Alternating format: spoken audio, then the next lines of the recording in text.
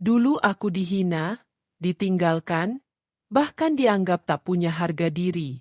Saat aku berjuang sebagai TKW di negeri orang, suamiku tega menikah lagi dan meninggalkanku dalam kesepian. Bayangkan rasa hancurnya hati seorang istri yang pulang dengan penuh harapan. Namun yang ia temukan hanyalah pengkhianatan. Tapi inilah kenyataan. Inilah kisah Mila, seorang perempuan sederhana yang harus menelan pahitnya takdir. Namun, apakah semua penderitaan itu akan menghancurkan hidupnya? Atau justru menjadi titik balik yang menjadikannya sosok tangguh dan terhormat? Jangan tinggalkan video ini, karena kisah yang akan kalian dengar bukan sekadar cerita, melainkan pelajaran hidup yang bisa membuka mata kita semua. Bersiaplah, karena sejak detik ini, perjalanan hidup Mila akan mengguncang hati kalian. Bayangkan, seorang perempuan sederhana bernama Mila, usianya 30 tahun, berasal dari sebuah desa kecil di Jawa.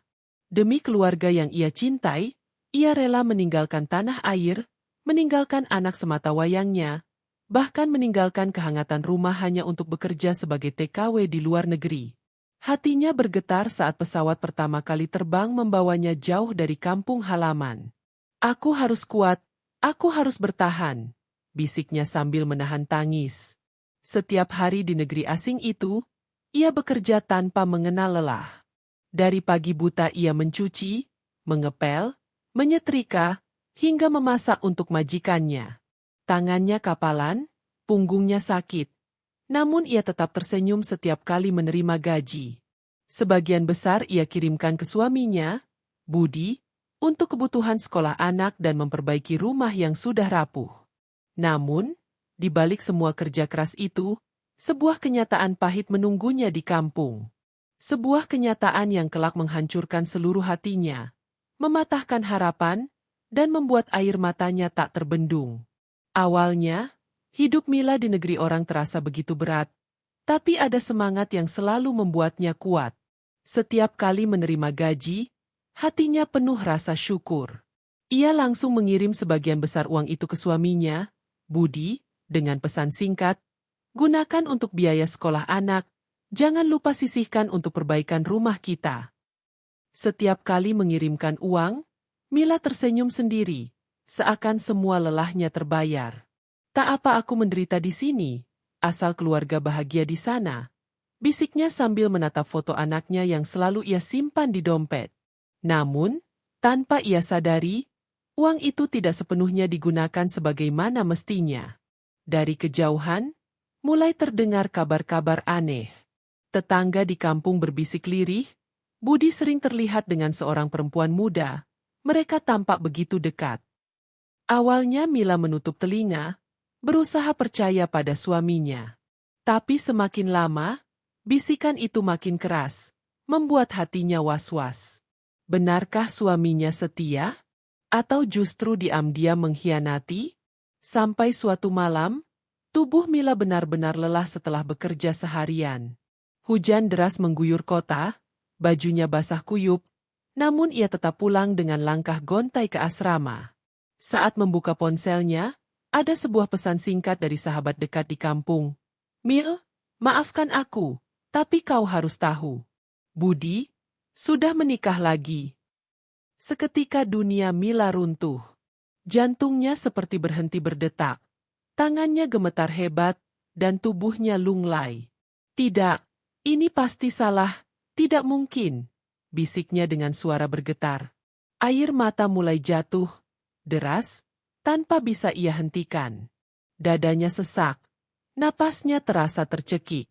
Ia ingin berteriak sekencang-kencangnya, tapi suaranya tercekat. Malam itu, Mila duduk di sudut kamar, memeluk lututnya, menangis seperti anak kecil yang kehilangan segalanya.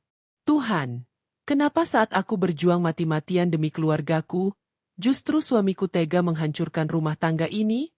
Pertanyaan itu terus berulang di kepalanya, tak kunjung mendapat jawaban. Hari-hari setelah kabar itu terasa seperti neraka bagi Mila. Setiap kali ia bangun pagi untuk bekerja, wajah suaminya selalu muncul di ingatannya. Bukan wajah penuh kasih, melainkan wajah seorang pengkhianat yang tega menikah lagi ketika ia berjuang di negeri asing. Berkali-kali ia menahan tangis di dapur saat memasak, atau di kamar mandi ketika menyikat lantai. Rekan-rekan sesama TKW sempat bertanya, "Mil, kau kenapa? Matamu selalu sembab." Mila hanya tersenyum tipis dan menjawab, "Aku baik-baik saja." Padahal hatinya hancur berkeping-keping. Namun, di tengah luka itu, perlahan sebuah kekuatan baru muncul. Kalau aku menyerah sekarang, siapa yang akan menjaga anakku? Siapa yang akan memperjuangkan masa depannya? Pikirnya. Air matanya terus jatuh, tapi tekadnya pun semakin keras. Mila berjanji dalam hati, ia akan pulang, bukan sebagai perempuan yang kalah, melainkan sebagai ibu yang kuat, yang mampu berdiri di atas kakinya sendiri. Akhirnya, masa kontrak Mila berakhir. Dengan hati penuh luka, ia pulang ke Indonesia. Langkahnya berat, setiap hentakan kakinya seperti membawa beban yang tak terlihat. Namun ada kekuatan baru yang ikut menyala di dalam dirinya. Saat bus berhenti di terminal desa, anak sematawayangnya berlari menghampirinya. "Ibu, ibu pulang!" teriaknya sambil menangis.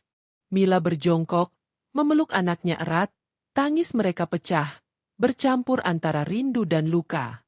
Meski Budi telah menikah lagi, Mila tak ingin membiarkan pengkhianatan itu menghancurkan masa depannya.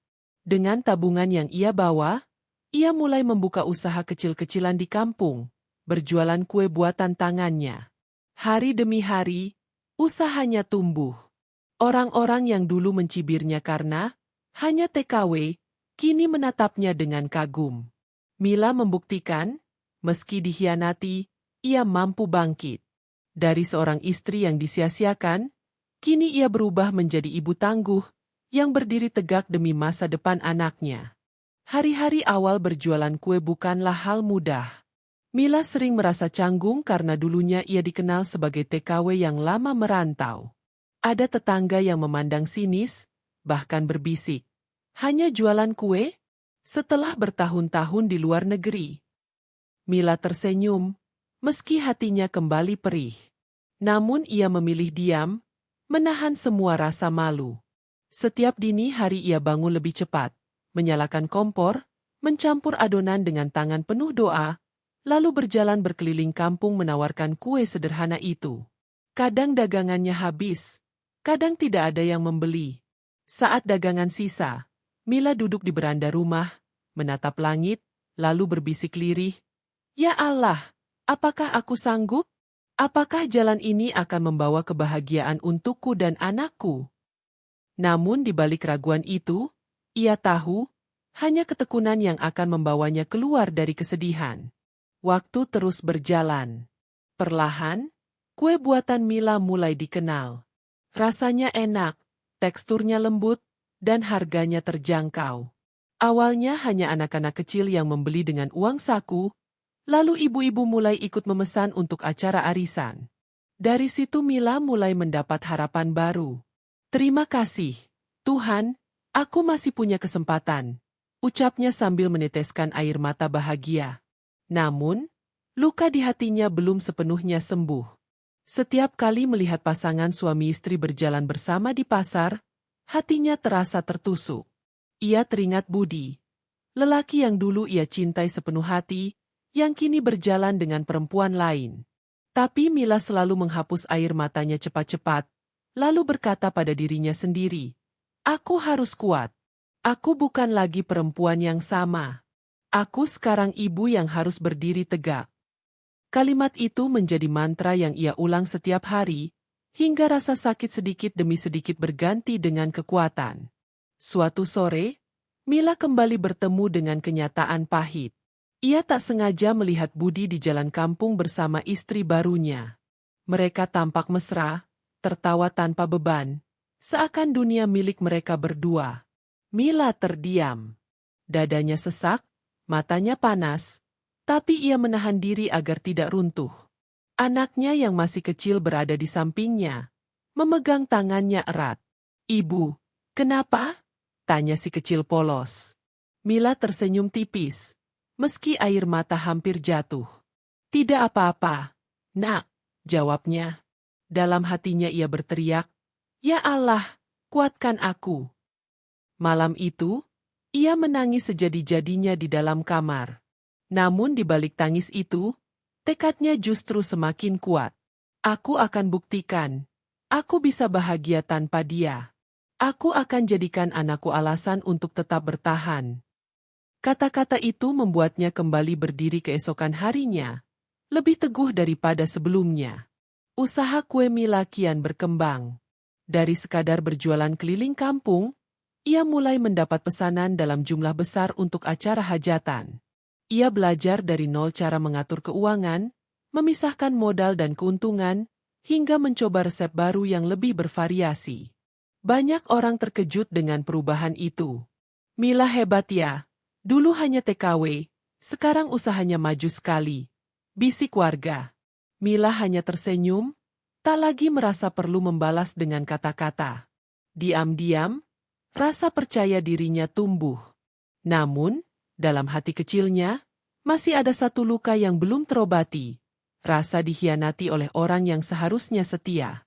Setiap malam sebelum tidur, ia selalu memandang wajah anaknya yang terlelap, lalu berbisik, "Nak, meski ayahmu pergi, ibu akan selalu ada untukmu.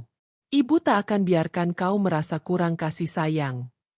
Doa itu menjadi penguat, membuat Mila semakin bersemangat menjalani hari. Papan penanda paragraf 10, 1000 karakter. Puncaknya, Mila mulai dikenal sebagai pengusaha kue sukses di desanya. Dari dapur sederhana, kini ia memiliki beberapa pekerja yang membantunya.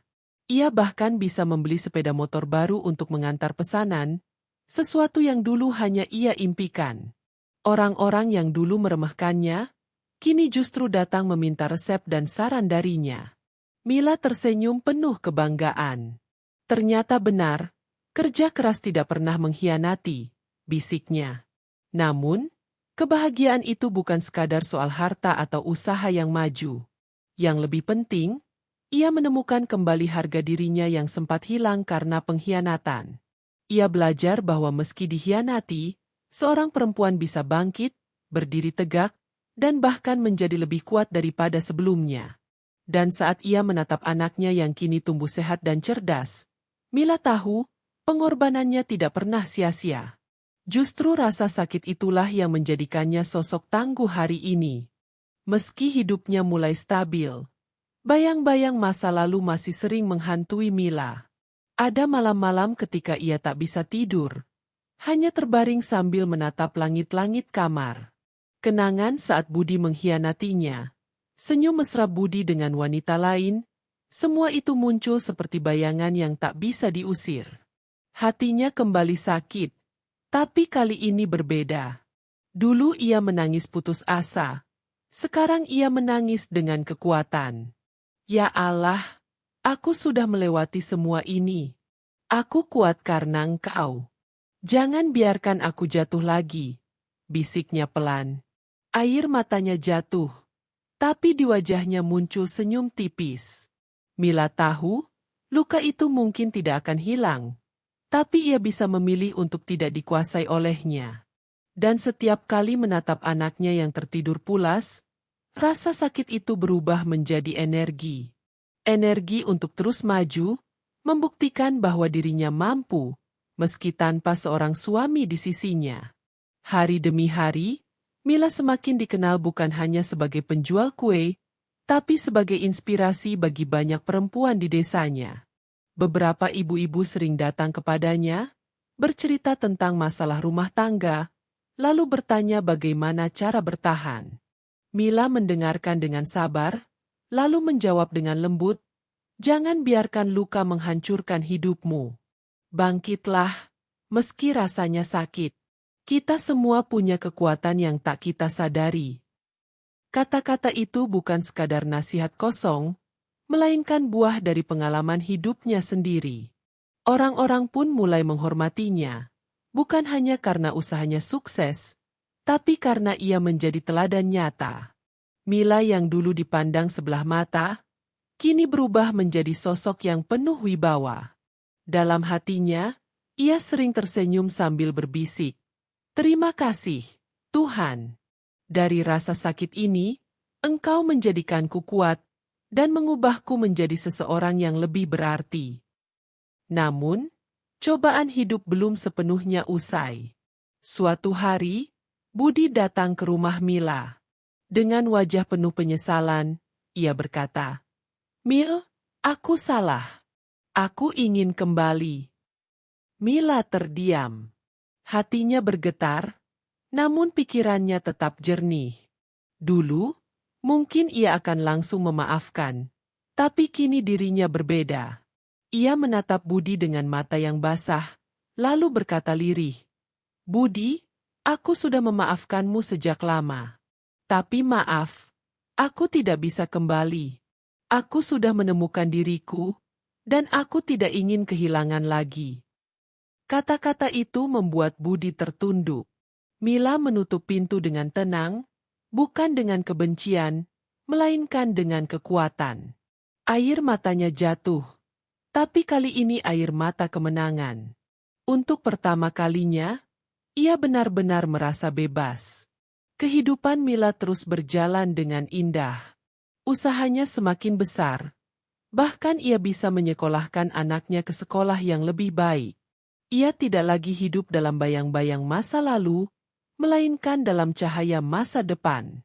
Setiap pagi, ia selalu berdoa, "Ya Allah, terima kasih untuk kekuatan ini. Terima kasih sudah menjadikanku sosok tangguh demi anakku." Di desanya, nama Mila kini sering disebut sebagai contoh nyata perjuangan seorang perempuan. Dari seorang TKW yang dihina, ditinggalkan, bahkan dikhianati, ia bangkit menjadi sosok yang terhormat. Banyak orang belajar darinya, bahwa kesetiaan manusia bisa rapuh, tapi kekuatan diri sendiri bisa membuat hidup berubah. Mila tersenyum setiap kali mendengar orang berkata, "Aku ingin seperti dia, perempuan yang tak pernah menyerah meski dunia melukainya." Dan kini, ketika Mila duduk di beranda rumah barunya yang sederhana tapi nyaman, ia menatap senja sambil menggenggam tangan anaknya. Angin sore berhembus lembut, membawa ketenangan yang lama ia rindukan. "Nak, ingatlah, hidup itu penuh ujian. Tapi jangan pernah takut, karena setiap luka akan membawa kita pada kekuatan," ucapnya dengan mata berbinar. Anak kecil itu mengangguk polos, lalu memeluk ibunya erat. Mila menutup mata, merasakan pelukan itu sebagai hadiah terindah dari perjalanan hidupnya. Ia tahu, luka masa lalu tidak akan pernah benar-benar hilang. Namun, dari luka itulah ia belajar untuk bangkit, untuk kuat, dan untuk menjadi sosok yang lebih baik. Kini, Mila bukan lagi perempuan yang ditinggalkan. Ia adalah pemenang dalam hidupnya sendiri. Dan kisahnya menjadi saksi bahwa cinta seorang ibu tak pernah terkalahkan. Teman-teman, begitulah kisah nyata Mila, seorang TKW yang dulu sempat dipandang rendah, dihina, bahkan dikhianati oleh orang yang paling ia cintai. Tapi justru dari luka itu, ia bangkit. Ia membuktikan bahwa perempuan bisa berdiri tegak tanpa bergantung pada siapapun, kecuali pada kekuatan dirinya sendiri dan pertolongan dari Tuhan. Semoga kisah ini menjadi pengingat untuk kita semua, bahwa setiap air mata bisa berubah menjadi kekuatan, dan setiap luka bisa menjadikan kita lebih bijaksana. Untuk kalian yang sedang berjuang di luar sana, jangan pernah menyerah. Ingatlah, ada kebahagiaan di balik setiap kesedihan. Dan sebelum video ini berakhir, saya ingin mendoakan, semoga kalian yang menekan tombol subscribe diberi rezeki yang luas, anak-anak yang soleh dan sholehah, serta hidup yang penuh berkah. Mari kita terus berbagi kisah inspiratif, agar semakin banyak orang yang mendapatkan pelajaran berharga. Klik subscribe sekarang juga, dan jadilah bagian dari keluarga inspirasi kita.